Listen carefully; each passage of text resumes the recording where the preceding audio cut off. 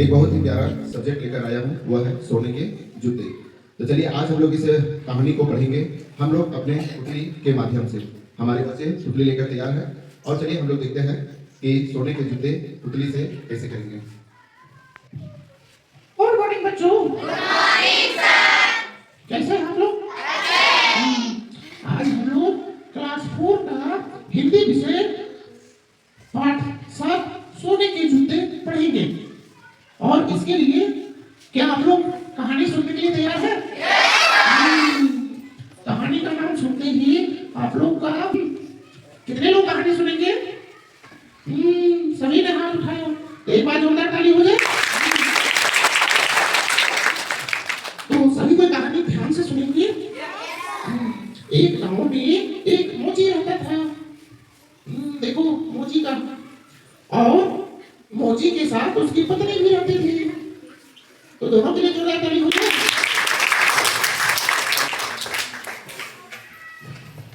और उसकी एक बेटा भी रहता था।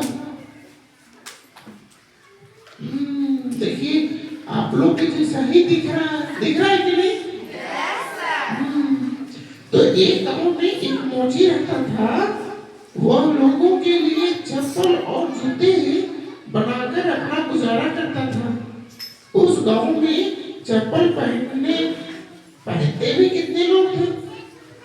कोई ही पहनता था चप्पल। सभी लोग चप्पल नहीं पहनते थे। औरत और बच्चे तो बिना जूता पहने खाली पांव घूमते रहते थे। बाकी लोगों की बात भी ऐसे ही थी। एक बार जूता बना लिया तो फिर वो दोबारा जूता नहीं पहनते थे। सिर्फ पैबंद बनाकर ही जूते पहनते थे। एक बार की बात है, लेकिन मालूम है वो मोची जो था वो उसको काम जल्दी मिलता नहीं था और वो ईमानदारी से अपना काम करता था।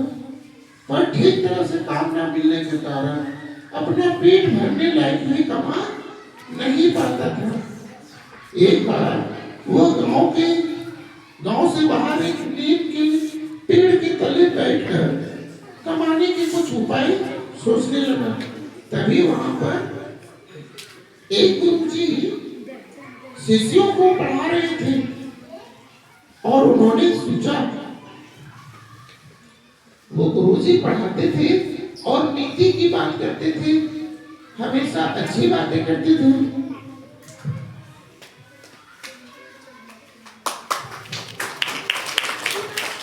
अभी देखेंगे कि गुरुजी क्या बातें करते हैं।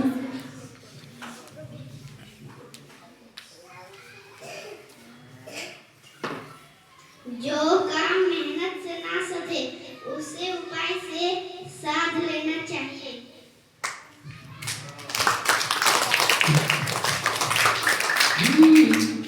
जो काम मेहनत से ना सके, मतलब अगर मेहनत से नहीं हो रहा है तो उस काम को उपाय करके ही निकाल लेना चाहिए। यह बात मोची के मन में गांठ की तरह बन गई। उसका यह क्या नुक्तेश पा गया। वह खुशी से अपने घर लौटा और चलिए देखते हैं कि क्या बातें होती हैं।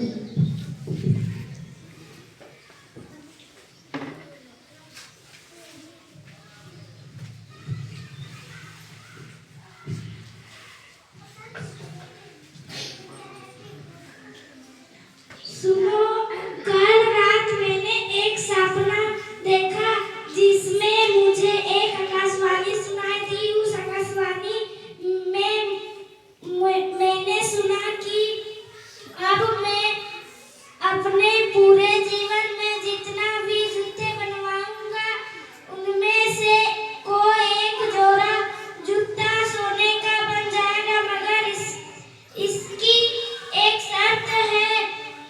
वह यह कि मुझे किसी एक गांव में 1 साल से अधिक नहीं रहना होगा। और सुनो, यह बात दूसरे को नहीं बतानी होगी। जब उसको यह उपाय सूझ गया तो वह अपनी पत्नी से बात किया और अपनी पत्नी को बोले, ये बात किसी को नहीं बोलते हैं। लेकिन जानते हो उसकी औरत का एक गुण होता है क्या कि उसके पेट में कोई भी बात नहीं बचता है। वो क्या बोलती है? ठीक है, मैं यह बात किसी से नहीं कहूंगी। लेकिन मालूम है धीरे धीरे यह बात पूरे गांव में फैल गई। अब पूरे गांव में फैल गई तो लोग जो है जूता पर जूता, चप्पल पे चप्पल बनाने के लिए मोची के पास पहुंच गए। अब कोई भी आदमी पुराना जूता नहीं पहनता था।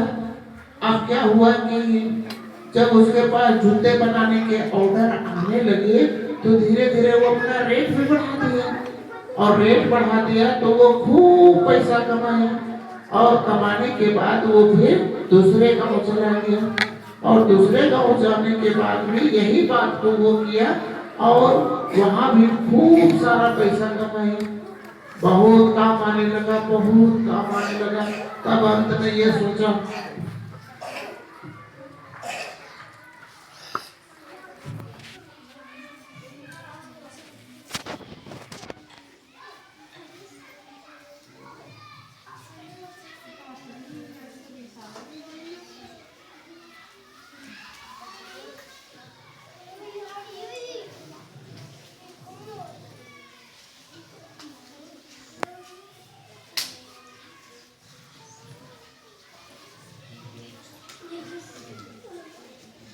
अब वह इतने सबसे छुटकारा पाने का उपाय सोचने लगा। अब भी वह भूला ना था कि मेहनत से जो काम ना बने उसे सूझ से साथ लेना चाहिए। जब जाते हो वो काफी परेशान होने लगा। लोग जो है एक नहीं 10 जोड़ी जूते बनाने लगे, बड़ा बड़ा जूता बनाने लगे। सबको लालच आ गया कि भाई एक अगर जूता बनाते हैं तो हमें दूसरा जूता सोने का हो जाएगा, और इसीलिए वो उसे सोने भी नहीं देते थे। हाँ, इतना ऑर्डर आ गया तो थक हार के वो बहुत परेशान हो गया, और परेशान होने के बाद वो उपाय सोचने लगा कि भाई हम कैसे इस काम को बंद करेंगे। तब उसके दिमाग में आया, अरे गुरुजी तो बोलते थे कि जो काम मेहनत से ना हो उसे सूझबूझ से कर लेना चाहिए। तब उन्होंने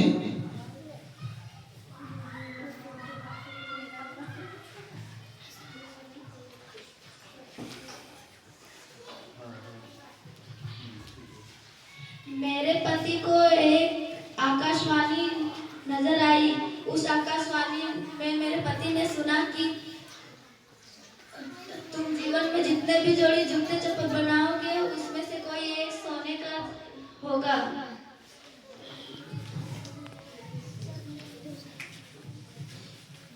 अब वो उपाय सोचने लगा। अब वो उपाय सोचा कि क्यों ना हम 1 महीने से ज्यादा कोई शहर में नहीं रहेंगे। और वह मोची एकदम तड़के से उठ बैठा। वो बिस्तर पर बैठे बैठे घर वालों से चिल्ला कर पूछने लगा, अरे बच्चे के जूते कहाँ गए? उठा लाओ तो जरा आकाशवाणी से। आज पता चला है कि वे अब सोने के बन गए हैं। मुझे यह आदेश भी मिला है कि मैं आज से जूते बनाना छोड़ दूं। ले आओ जरा देखूं तो घर। अब वही आकाशवाणी से बोला कि अगर वो सोने के जूते नहीं हुए तो मैं जूते बनाना छोड़ दूंगा। घर के लोगों से भी उसने सोने के जूते का राज नहीं बताया, और इस तरह से वो सोने के जूते बनाना छोड़ दिया। तो इस कहानी से हमें यह सीख मिलती है कि अगर जो काम मेहनत से ना हो उसे सूझबूझ से कर लेना चाहिए। कैसी लगी ये कहानी? एक बार जोरदार ताली बजाओ।